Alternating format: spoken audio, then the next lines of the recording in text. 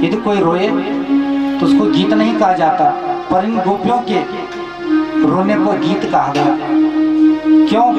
क्योंकि जो भगवान के लिए रोता है उसका वो रोना रोना नहीं रह जाता, वो रोना भी एक गीत बन जाता है। और इतना रोई है कि आंसुओं की धार बह चली।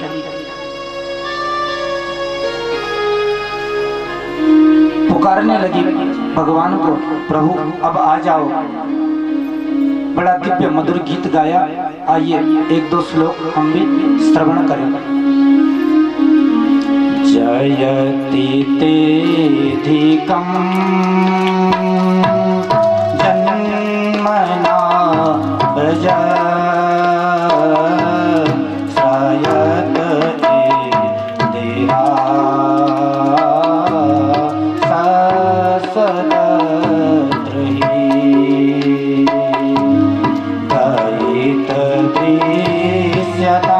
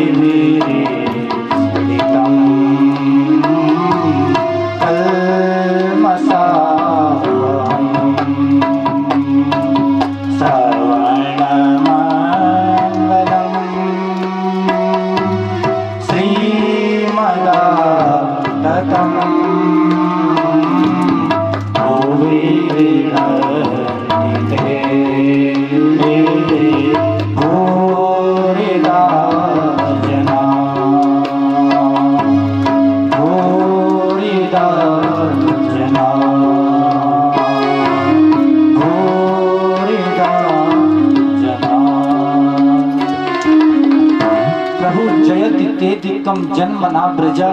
जब से आपने इस ब्रज मंडल में जन्म लिया है ना, तब से इस ब्रज मंडल की महिमा बहुत बढ़ गई। आपके जन्म लेने से, आपके अवतार लेने से इसकी महिमा बहुत बढ़ गई। श्रयत इंद्र सस्वदत्र ही, जिस ब्रज मंडल में स्वयं लक्ष्मी महारानी भी झाड़ू लगाती हैं, यहाँ की दासी बन गई। दयित दृश्यताम दीक्षितावकाश, हे दयित, हे प्रिय, चारों दिशाओं में हम आपको देखती हैं, आपको ढूंढती हैं, आप क्यों नहीं मिलते? यदि आप नहीं मिले तो हमारे प्राण आज समाप्त हो जाएंगे, क्योंकि हमारे प्राण आप ही हैं। आपको ही हमने न्यौछावर कर दिया। अब दर्शन दे दो प्रभु। यदि आपने यही पीड़ा देनी थी, इस तरह हमें वियोग में डुबाना था, तो उस समय हमारी रक्षा क्यों करी? जब अघासुर आया, बकासुर आया, उन राक्षसों से हमारी रक्षा क्यों करी? काली नाग से हमारी रक्षा क्यों करी? मरने देते उस दिन हमको क्यों बचाया आपने? क्या इसी दिन के लिए बचाया था? अगर ये वेदना आपने देनी थी तो आपने हमें क्यों बचाया? प्रभु अब तो दर्शन दे दो। तब कथा मृतम तप्त जीवनम कविभिरीडितम। आपकी जो कथा है ना, वो तो अमृत है। आपकी कथा जो है अमृत के समान है। जो पीता है वो अमर हो जाता है। श्रवण मंगलम, जो श्रवण करता है उसका मंगल होता है, कल्याणकारी है। तब तक दूसरी गोपी बोली, भाई बहन, इसकी कथा अमृत नहीं है, तब कथा मृतम, इसकी कथा तो मारने वाली है। देखो तो हमारी क्या पीड़ा, क्या दशा हो रही है।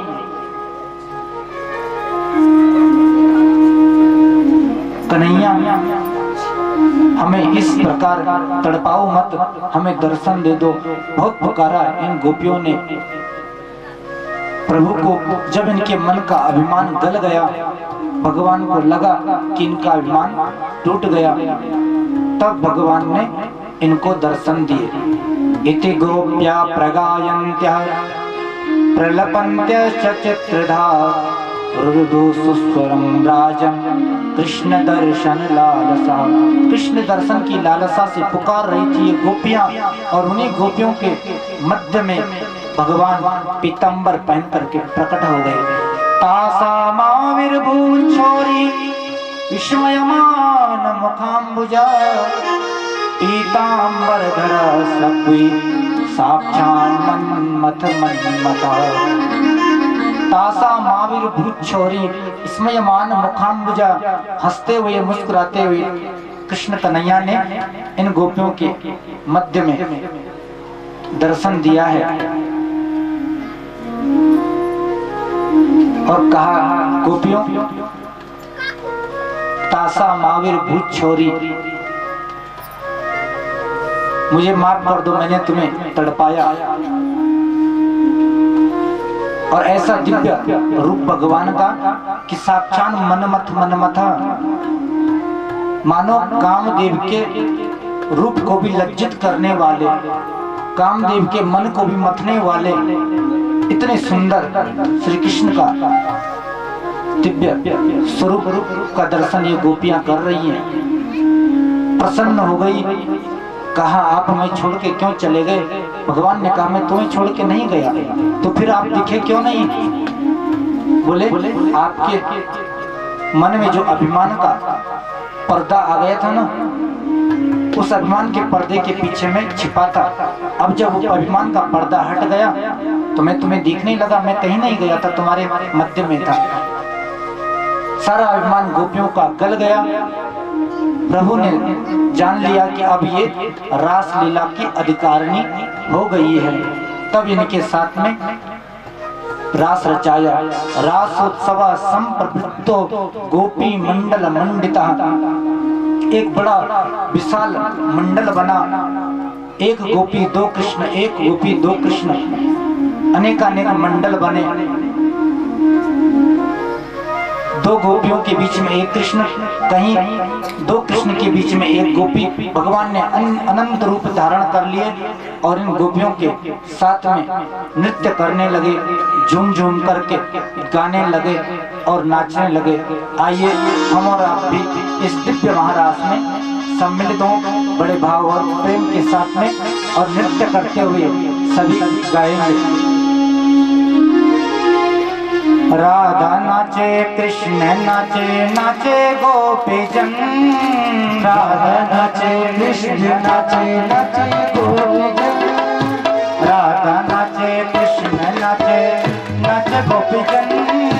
राधा नाचे कृष्ण नाचे, नाचे गोपीजन। मन मेरो बन गया सखे रे पावन वृंदावन।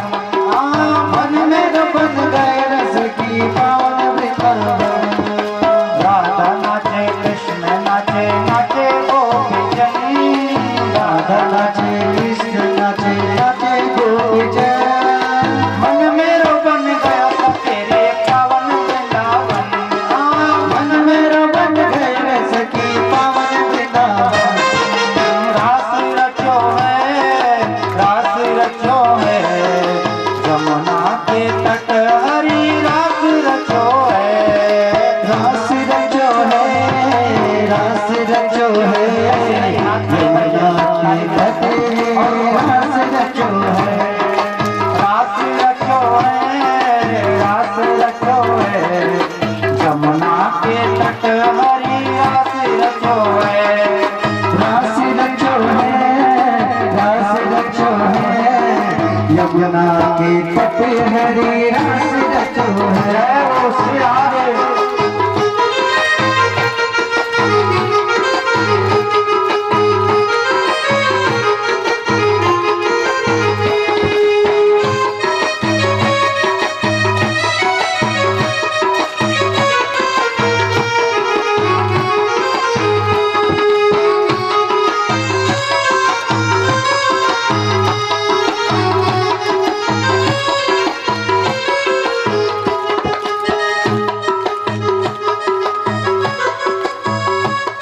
श्री राधे सभी गाइए।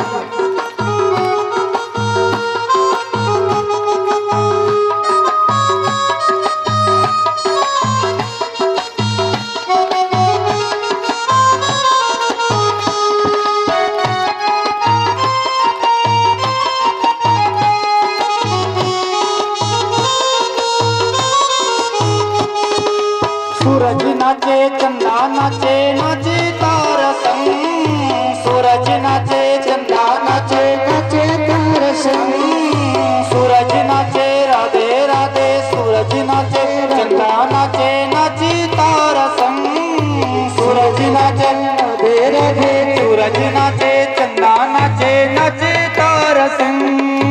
मन मेरो बन गयो सखेरे पावन वृंदावन, मन मेरो बन गयो सखी पावन वृंदावन। राधा नाचे कृष्ण नाचे नाचे गोपीजन, राधा नाचे कृष्ण नाचे नाचे गोपीजन। मन मेरो बन गयो सखेरे पावन वृंदावन, मन मेरो बन गयो सखी पावन वृंदावन। रास रचो यमुना के तट हरि रास रचो है, रास रचो है, रास रचो है, यमुना के तट हरि रास रचो है।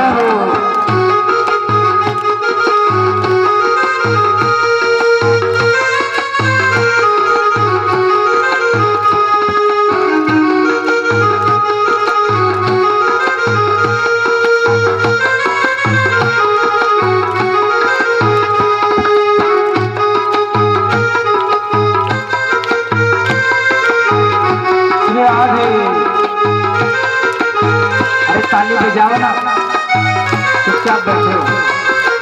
जय हो।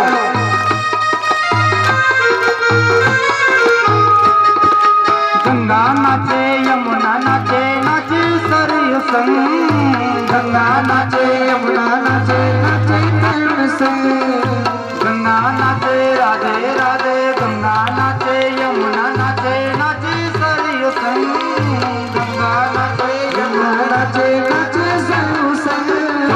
मन मेरो बन गयो सखी पावन वृंदावन, मन मेरो बन गयो सखी पावन वृंदावन।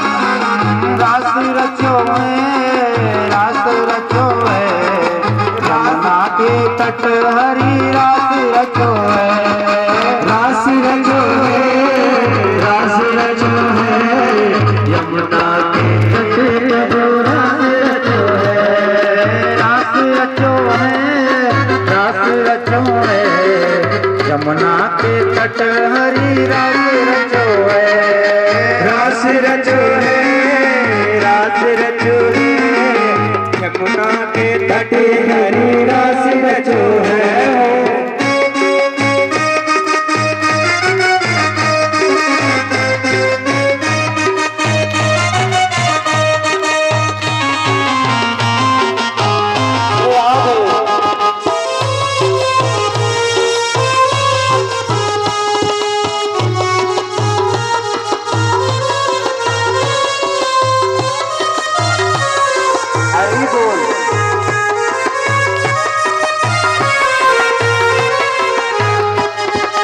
गंधर्व नाचे ऋषि मुनि नाचे नाचे देव संग, गंधर्व नाचे नाचे नाचे देव संग, गंधर्व नाचे रात राधे, गंधर्व नाचे ऋषि मुनि नाचे नाचे देव संग, नाचे नाचे नाचे देव संग। क्योंकि मन मेरो बन गयो सखी पावन वृंदावन, मन मेरो बन गयो सखी पावन वृंदावन। रास रचो है, रास रचो है, यमुना के तट हरि रास रचो है, रास रचो है,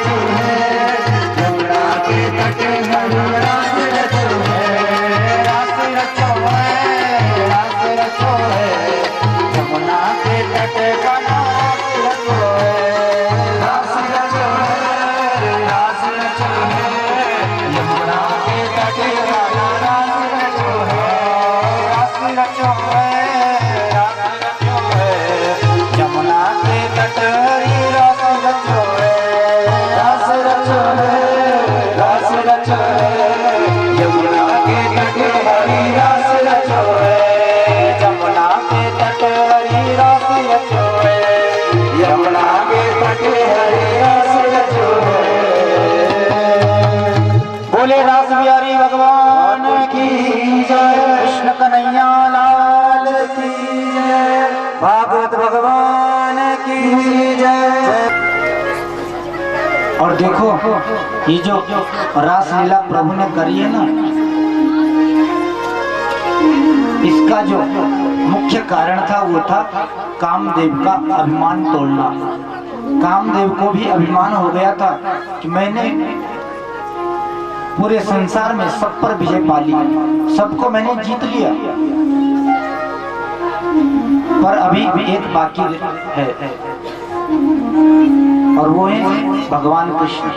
भगवान कृष्ण के पास में आया, कहा मुझे आपसे युद्ध करना है। अच्छा युद्ध करना है, ठीक है मैं तैयार हूँ। तो कैसा युद्ध करोगे? युद्ध दो प्रकार का होता है, एक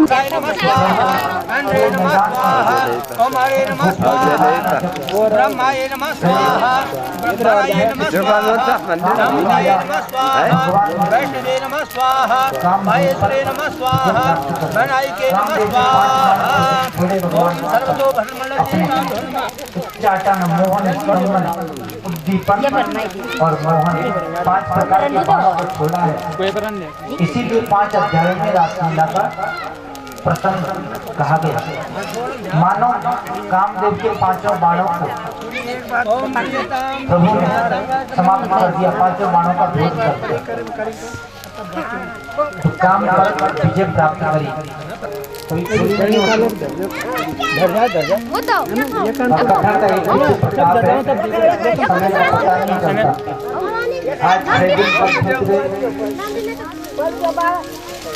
पता ही नहीं चला, मालूम नहीं पड़ता भगवान अगर कोई प्रेम से हमारा दुख दूर होगा तो बाद की बात है, दूर होगा तो बाद की बात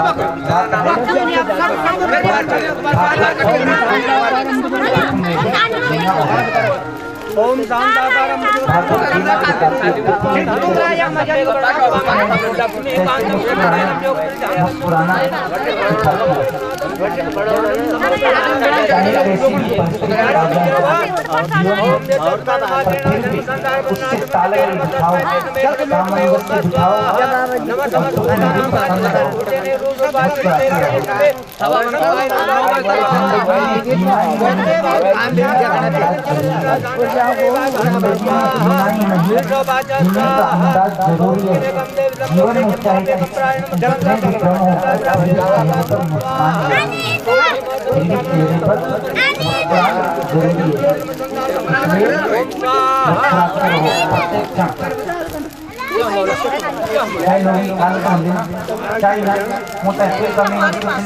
पर फिर भी जब देखा तब कहते हैं क्रोध नहीं कर दो, प्रत्येक क्षण देखिए तो कितना अच्छा लगे। चाहे वैसे जीवन में संकट है, दुख है, फिर भी मुस्कुराना सिखाते हैं। अरे जो मुस्कुराने से फोटो अच्छी आ सकती है, तो क्या हमेशा मुस्कुराने से जिंदगी अच्छी नहीं हो सकती है? गम में भी मुस्कुराना, मुस्कुरा के गम का जहर जिसको पीना आ गया, मुस्कुरा के गम का जहर जिसको पीना आ गया, हकीकत है इस जहां में उसको जीना आ गया। तो आज कथा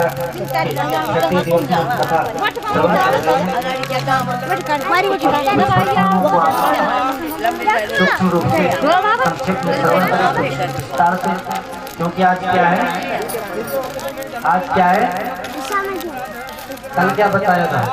तो कौन कौन विवाह में चलेगा, बरात में कौन कौन चलेगा? हाथ खड़े करो जो बरात में चलना संसार की बरात में तो पहुंच जाते हैं, कहने की जरूरत नहीं पड़ती, बिना गाड़ी में पहुंच जाते हैं बरात में। अगर एक बार प्रभु के विवाह में मन से सम्मिलित हो गए तो संसार के चक्कर में नहीं पड़ना पड़ेगा। तो प्रभु के विवाह महोत्सव तारीख पहुंचना है, तो कुछ प्रसंग आप सूक्ष्म रूप से श्रवण करें। इसके पश्चात युगल गीत का वर्णन आता है। गोपियां जब भगवान गाय चराने जाती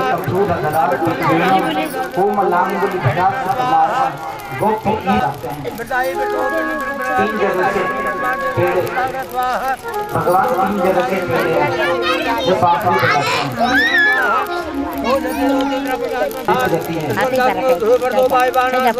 बजाते हैं उनकी सुंदरता का वर्णन गोपियां करती हैं। अब इधर मथुरा में क्या हुआ, नारद जी महाराज आए कंस के पास और कंस से कहा, अरे कंस तू बड़ा भोला भाला है, क्या हुआ गुरुदेव? बोले वसुदेव ने मेरे साथ ये चालाकी करी, अभी समाप्त करता हूँ देव की वसुदेव को। नारद जी ने कंस का हाथ पकड़ लिया, है जो उसमें होश मत को, अब बहुत से काम में क्या करूं? बोले ऐसा कर, तू कृष्ण बलराम को मथुरा बुला ले। कैसे बुलाऊं? बोले कोई मेला वोला का आयोजन कर ले, मेले के बहाने बच्चों का तो मन होता है मेले में जाने का, उनको निमंत्रण दे। तो डर जाता है कि कृष्ण आ गया, कृष्ण आ गया। जब पानी पीता है गिलास में, पानी में इसको अपनी काली काली छाया नजर आती है, तो पानी का गिलास फेंक देता है कि मेरा काल आ गया, मेरा काल आ गया। कोई इससे बात करे सामने, तो उसकी आंखों में जब काली काली पुतलियां देखे तो सोचता है यही कृष्ण है, यही मेरा काल है, वहां से भाग जाता है। जब भोजन करने बैठता है तो दाल में जीरे को देखता है, काला जीरा, काले जीरे को देखता है तो थाली फेंक देता है भोजन की, मेरा काल आ गया, कृष्ण आ गया। प्रत्येक काली चीज इसको कृष्ण अपना काल दिखाई देने लगा। सोचता है ये जीरा नहीं है, ये मेरा काल है। ये जीरे का छोंक नहीं, ये जीरे का छोंक नहीं, पड़ा दाल में काला है। जीरा बन के तैर रहा, ये काला मुरली वाला है, ये काला मुरली वाला है। ये जीरा नहीं, ये काला काला मुरली वाला है। तो प्रत्येक काली वस्तु अपने काल को देखने लगा। नारद जी महाराज कि महाराज एक मौका मुझे दो, मैं उनको समाप्त कर दूंगा। कंस ने कहा, अरे जब इतने बड़े बड़े राक्षस कुछ नहीं कर पाए तो भला क्या करेगा? किसने कहा एक मौका तो दो। केसी गया घोड़े का रूप बना करके भगवान को मारने। प्रभु ने पहचान लिया इसको, इसके पैरों को पकड़ा और आकाश में घुमाते हुए पत्थर पर पटका, इसके प्राण पखेरु उड़ गए। जब वापस नहीं आए तो कंस ने सोच लिया वो भी समाप्त हो गया। अब कंस ने अक्रूर जी को बुलाया और कहा कि आप वृंदावन जाओ और कृष्ण बलदेव को लेकर के आओ। आज्ञा मिली अक्रूर जी को, क्योंकि मथुरा के राजा हैं कंस। जाना पड़ा, रथ में बैठे और जाने लगे वृंदावन की तरफ। अक्रूर जी महाराज सोचने लगे कि आज मेरे कितने जन्मों के भाग्योदय हुए जो आज मुझे कृष्ण का दर्शन होगा। आज मैंने कौन से पुण्य किए। किम मया चरितम भद्रम, किम तप्तम परमं तपः, किम वाथाप्यर्हते दत्तम यद्रक्षाम्यद्य केशवम्।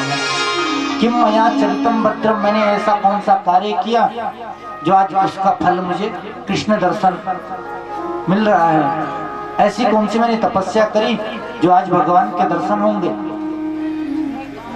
बड़े प्रसन्न है अक्रूर जी महाराज। रथ में बैठे बैठे जाने लगे वृंदावन की ओर। सायंकाल में पहुंच गए। सारे वृंदावन में गोपियां अपनी गायों को दो रही हैं, सब दूध निकाल रही हैं। जैसे ही नंद भवन में पहुंचे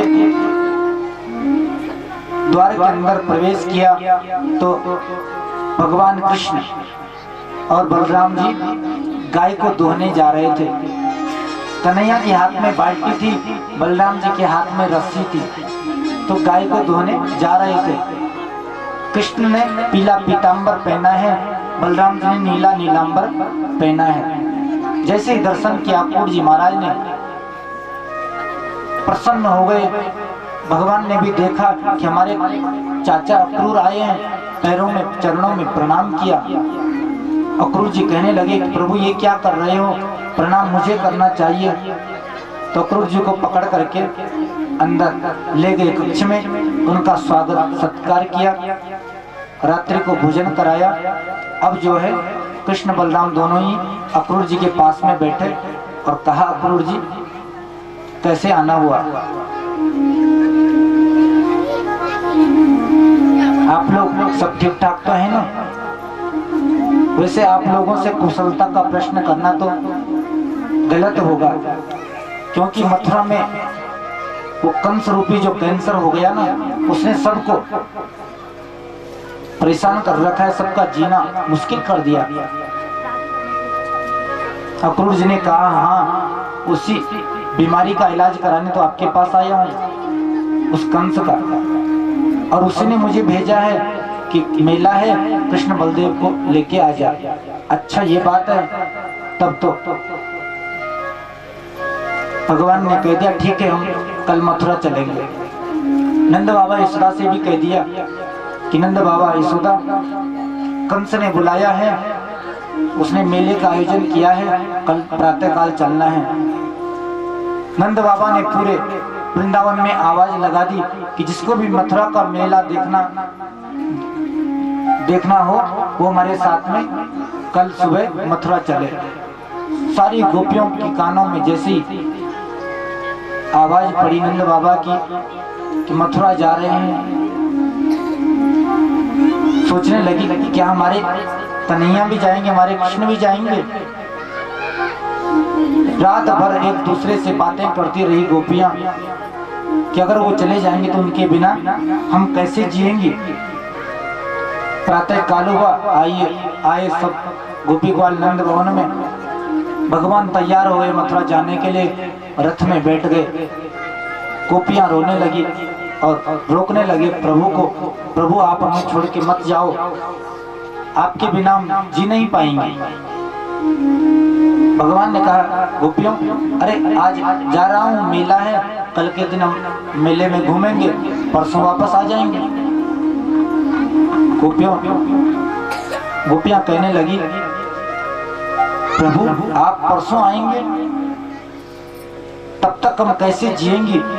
और ये गोपियां तो एक क्षण भी यदि भगवान का वियोग हो जाए तो सहन नहीं कर पाती। इनकी अगर पलकें भी गिर जाती हैं तो ब्रह्मा को कोसती हैं, अरे ब्रह्मा तूने पलकें क्यों बनाई। ये पलकें कृष्ण दर्शन में व्यवधान करती हैं। तो पलक झुकने का समय इनको युगों के समान लगता है। तो भला 2 दिन के लिए जब कन्हैया जा रहे हैं तो इन पर क्या बीत रही होगी। ब्रह्मा को कोसते, अरे ब्रह्मा तू भी बड़ा मूर्ख है, पहले तो जीवों का मिलन कराता है और उसके बाद जब चाहे तो उनको अलग कर देता है, बिछाड़ देता है।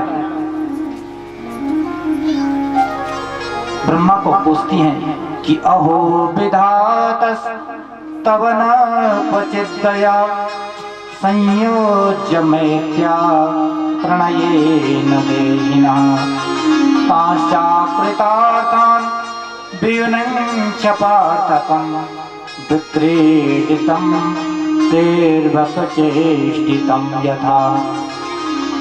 अरे ब्रह्मा तेरा स्वभाव तो बिल्कुल बालकों जैसा है। जैसे बालक खेल खेल में मकान बनाते हैं और जब उनका घर जाने का समय होता है तो उसी मकान पर लात मार करके वो घर चले जाते हैं। तो उनको उस मकान को ना तो बनाने में कोई मोह है, न तोड़ने में कोई दुख है। उसी प्रकार तू भी जीवों को जब बनाता है, जब मिला देता है और जब चाहे तब बिछाड़ देता है। अगर तूने ऐसा ही करना था तो हमें